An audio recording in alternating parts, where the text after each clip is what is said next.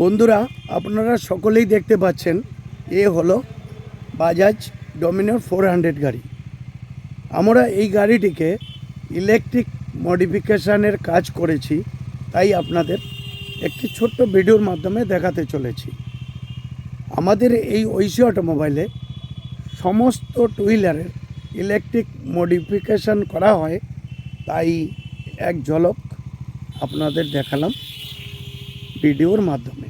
আমাদের নাম্বার দেওয়া রয়েছে, আপনারা ইচ্ছে করলে আমাদের সাথে যোগাযোগ করতে পারেন।